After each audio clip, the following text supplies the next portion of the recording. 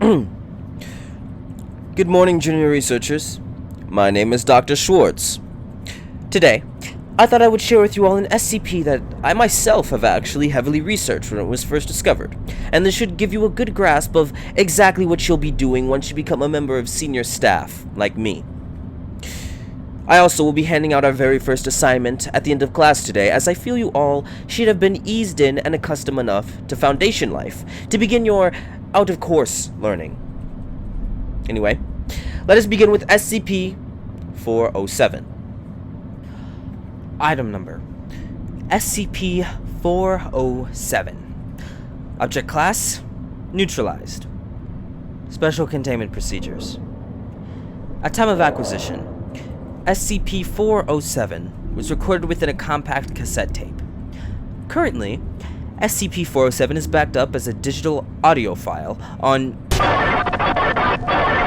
SCP-407 should not be allowed to play under any circumstances outside of testing conditions and only with the approval of O5- Testing of SCP-407 is to be done in completely soundproof environments. All tools and subjects must be sterilized to remove the presence of pollen, fungal spores, plant seeds, and as much bacterial life to the greatest degree possible to delay the negative effects of SCP-407. Description: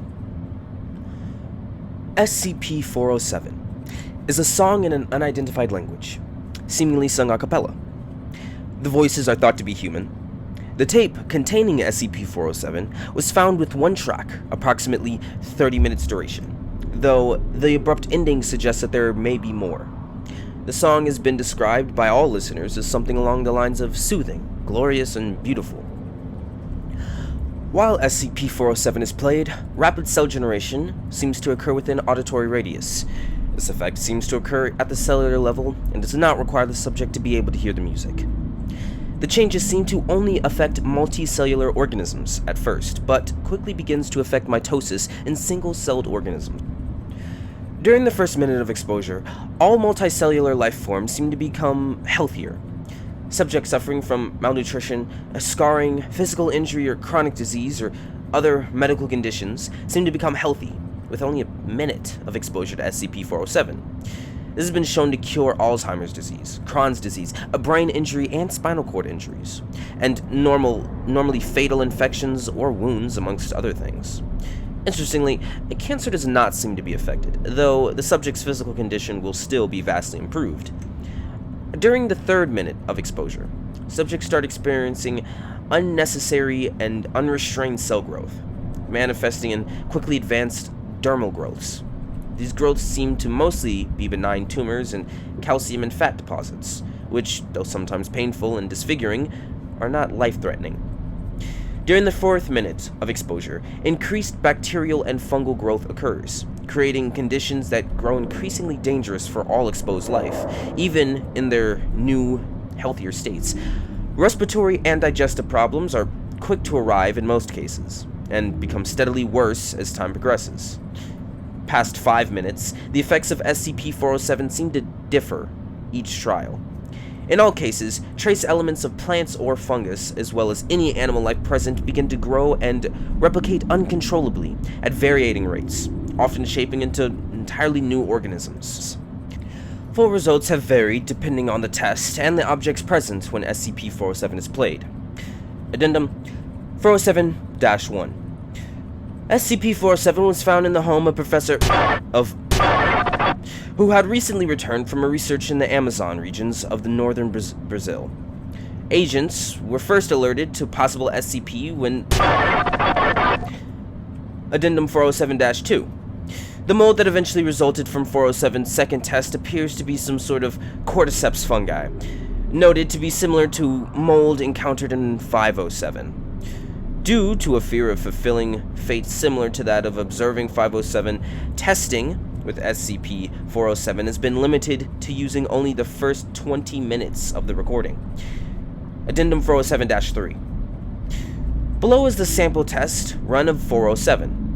For full research and experimental notes, see Experiment Log 407. Sample testing notes. Test 2. SCP-407 was played for 28 minutes and 32 seconds within Chamber 1, D-Class personnel, unsterilized.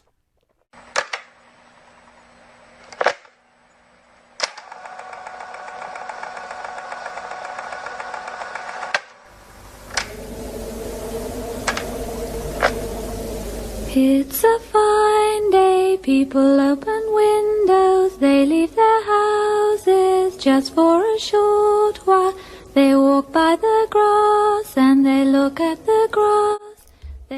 At 25 seconds, the subject reports feeling soothed by the music, and feeling stronger and more invigorated. 45 seconds, liver spots and scars previously seen are shown to disappear. 2 minutes and 20 seconds, the subject appears to have physically grown an inch and increased in musculature is noticeable. 3 minutes and 40 seconds, the subject reports intestinal pain. 4 minutes and 20 seconds, the subject begins vomiting, and from vomit, plants are seen growing and slowly rooting into the tile floor. Subject starts developing rashes and growths on skin. At 5 minutes and 30 seconds, heavy dermal disfigurement. Subject is panting heavily, begging for help, and great pain is reported. 6 minutes and 10 seconds, subject falls to the ground and ceases to move. 6 minutes and 45 seconds, the subject's body is quickly covered in what is thought to be fungal infections. Plant growth is observed growing from the subject's mouth, and then the eye sockets. At 7 minutes and 30 seconds, the subject is currently unrecognizable, covered in molds and plant shoots. Body bursts as a banana tree emerges from the subject's intestines and proceeds to grow maturity within seconds. At 8 minutes and 45 seconds, the plants and fungal growth have begun to spread throughout the testing chamber, and what appears to be moss and weed covering the floor. At 9 minutes and 30 seconds, several shoots, stalks, bushes, and even small trees have appeared. Banana tree is no longer recognizable. The tree has grown thick and is covered with foliage and fungal growth. At 10 minutes and 30 seconds, the air is heavy with pollen and spores. Vision into testing chamber is really difficult. At 11 minutes and 30 seconds, movement is heard within the chamber. Several different small insect-like creatures are observed. Creatures are seemingly made of plant matter. 17 minutes and 30 seconds.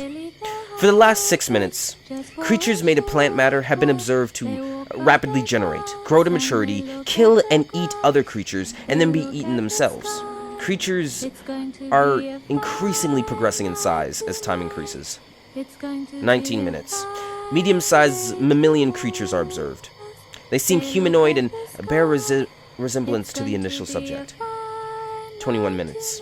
Large fungal stalks is observed to grow from one of the mammalian creatures. Stalk ends burst, dispensing white spores.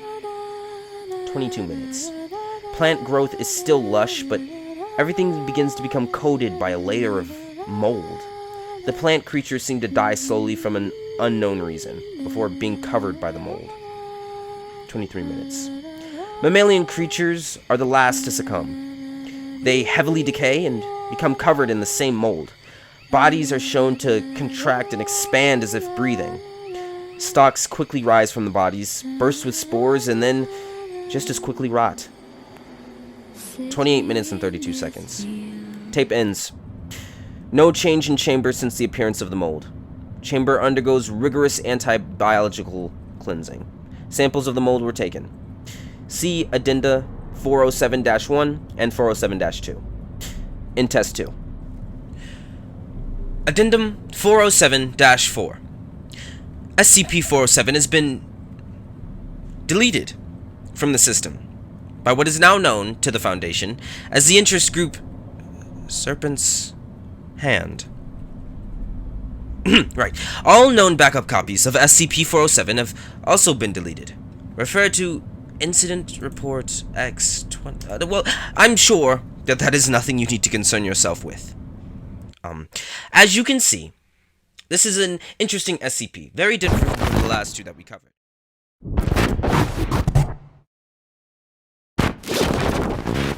Security Breach Incident X-23. On SCP Site-19 was breached by operatives from an organization known to the Foundation only as the Serpent's Hand. Site-19 breach. The breach of Site-19 seems to have been the second of 2 break-ins into SCP properties by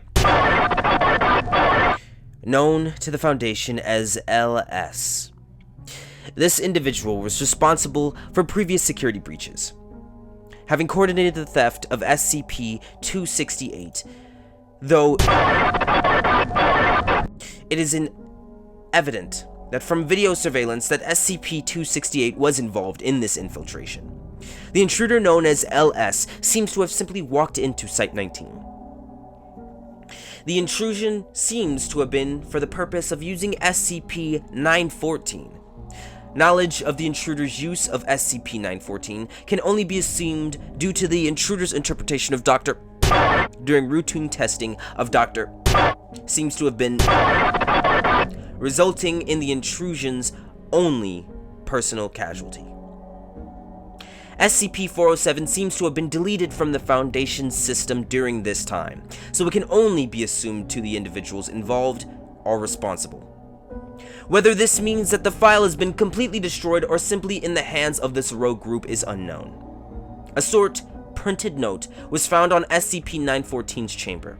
This note is the only insight the Foundation currently has of the group responsible for this incident.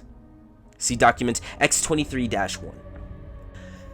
Dear Sirs of the Foundation, behind guns and protocol you hide, desperately chaining the ineffable, yourselves stuck within your own self-wrought pitiful cages of fear and ignorance.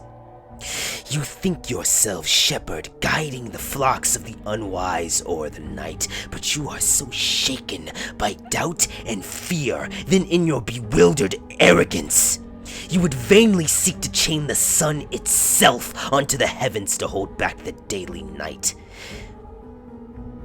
The delivering angels themselves contain within 3 digits of 4 walls. Do you not see the blindness which you walk and swing your blade?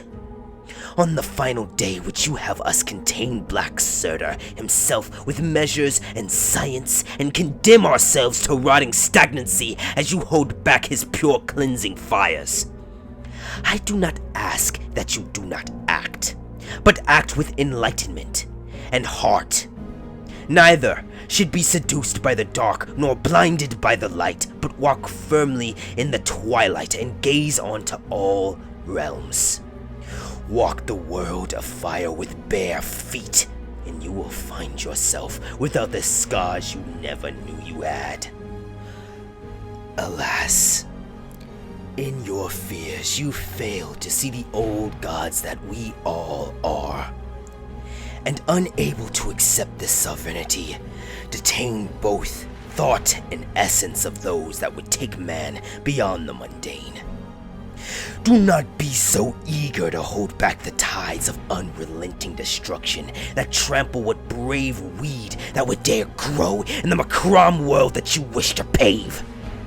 Such blind order stifles chaos, and what is chaos but life? I leave you with one final truth. The garden is the serpent's place. The divinities of fear and order who come to walk in the cool evening air are only visitors. Do not fail to see the evil hiding in the light, nor the aromantic beauty of the palest flower of darkness. Signed sincerely, L.S. P.S. You'll thank me for deleting what you call 407.